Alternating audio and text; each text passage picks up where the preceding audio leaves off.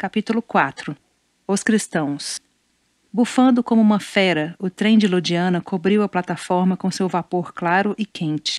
O rapazinho que o aguardava havia mais de uma hora ergueu-se e penetrou na terceira classe, onde o recebeu a desconfiança dos camponeses sonolentos, acomodou-se em um canto e cerrou os olhos. O apito agudo fê-lo estremecer e fitar a aldeia, cujas casinholas pobres se acomodavam resignadamente em torno da Gurdwara. O trem partiu com um arranco. Segundos depois, Rampur desapareceu e Sundar Singh compreendeu que estava só no mundo com seu Cristo. Mergulhou na oração, prendendo com força o Novo Testamento junto ao peito, e não sentiu as horas que passavam. Quando abriu os olhos, o sol já castigava violentamente a terra. Estaria longe Lodiana? Encontraria ali os missionários que conhecia? Um solavanco violento o arrancou de suas cogitações. Olhou pela janela e viu uma aldeola pobre que timidamente fugia da estação. Ropur. Ropur?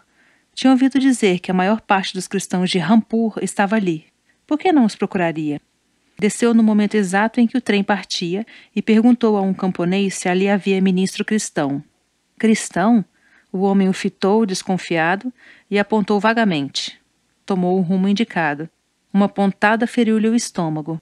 Seria fome? Não conhecia ainda a linguagem dessa companheira desapiedada. Apressou o passo, indagou novamente e afinal atingiu a casa do pastor indiano. O estômago estava em fogo. Bateu, ouviu passos. A dor se fazia mais aguda, era como se acabasse de engolir brasas. Contorceu-se de dor. E o pastor atônito teve de carregar para dentro um estranho rapazinho sikh de cabelos tosados que vomitava sangue, não conseguia falar e agarrava convulsivamente um Novo Testamento em urdu. Pô-lo na cama e mandou chamar o médico, que ouviu o caso, examinou atentamente a espuma que manchava os cantos da boca do rapaz e moveu a cabeça, desanimado, mencionando um veneno mortal. Ao sair, prometeu voltar no dia seguinte para o atestado de óbito. O dia se passou em agonia. Quando as trevas envolveram a aldeia, a esposa do pastor veio assentar-se à cabeceira do enfermo e ali ficou toda a noite, tentando em vão refrescar-lhe a testa escaldante.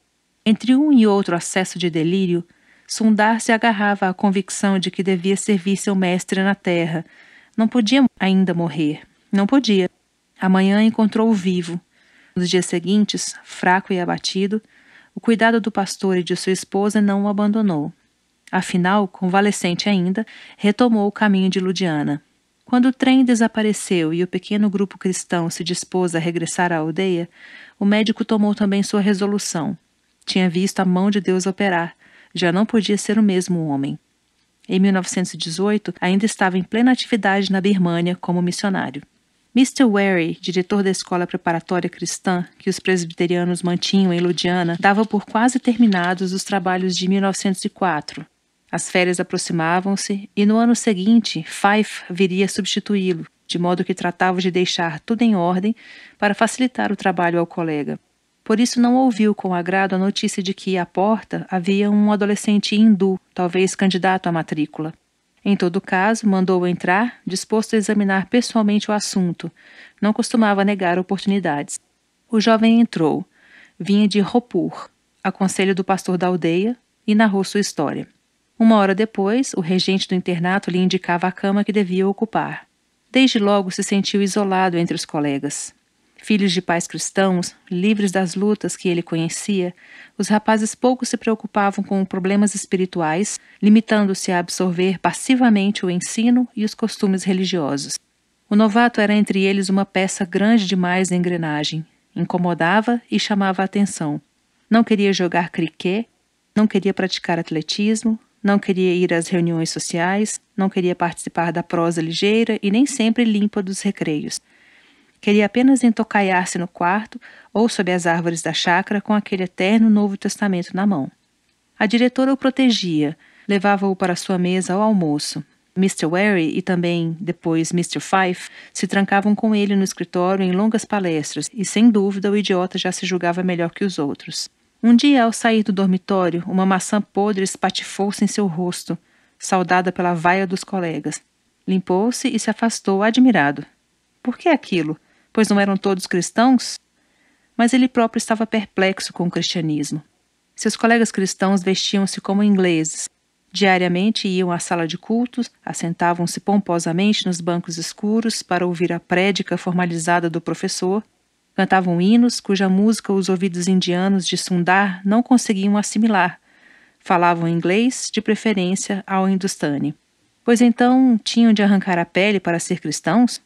A mudança não devia ser do coração? Por que abandonavam seus trajes nacionais? Muitos nem turbante usavam. Por que não arredavam aqueles bancos incômodos e não se assentavam no chão, como na Gurdwara? O precador devia descer do púlpito e vir para o meio deles, palestrar informalmente, como os sacerdotes e os sadhus. Cantariam hinos com modulações indianas. Não podia entender bem aquele cristianismo inglesado. Os horários o comprimiam. Perdia aulas, absorto na leitura bíblica. Tomava de preferência os textos do Evangelho de João, referentes ao amor de Deus. Lia-os atentamente, procurando entender bem o sentido. Assim, concentrada, sua alma era como a lente que reúne em lugar determinado muitos raios do sol, e esses raios reunidos lhe davam luz e calor. Tinha de exercer sobre si mesmo constante vigilância, pois logo verificou que, com a conversão, não perdera o temperamento arrebatado e voluntarioso. Foi uma luta sem tréguas, onde cada vitória custava dias de oração e meditação. Tratava com brandura os colegas e, afinal, captou-lhes a amizade. Mas decididamente não fora feito para seguir regulamentos escolares. Escandalizava os professores com a tranquila desobediência de regras para eles sagradas. Haja vista o caso de Doraha. Juntamente com outros alunos, tinha sido enviado a Ambala nas férias de verão. Quando regressavam, lembrou-se de visitar parentes em Doraha e displicentemente abandonou o trem, sem dar satisfações a quem quer que fosse, para reaparecer dias mais tarde em Ludhiana com o mais inocente dos semblantes. Os diretores afligiam-se com essa independência. Nunca podiam prever os atos de Sundar Singh. Depois, o pai e os irmãos já rondavam a escola, havendo mesmo tentado um dia raptá-lo. O melhor seria mandar o moço para mais longe, ao menos durante algum tempo. A tranquilidade da missão médica americana de Sabato talvez fosse melhor com seu temperamento. Foi muitíssimo melhor. 23 milhas além de Simla, Sabato é uma aldeola montanhesa quieta e fresca, rodeada de cheirosas florestas de pinheiros, cujos claros deixam ver à distância os cumes esbranquiçados da neve eterna. Sundar passava os dias na floresta ou em seu quarto, meditando e orando. Sua vida se ligava cada vez mais a Cristo, à medida que o conhecia melhor. Os missionários o tratavam com simpatia, continuando a obra dos colegas de Rampur e Ludhiana. Embora intensamente indiano, Sundar os estimava profundamente.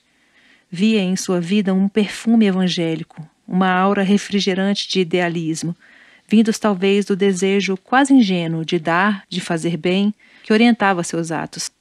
Tempos mais tarde, a torrente de gratidão que durante anos se acumulara em sua alma transbordou. Foi na Inglaterra. Um missionário seu amigo levou-o a visitar o velho pai.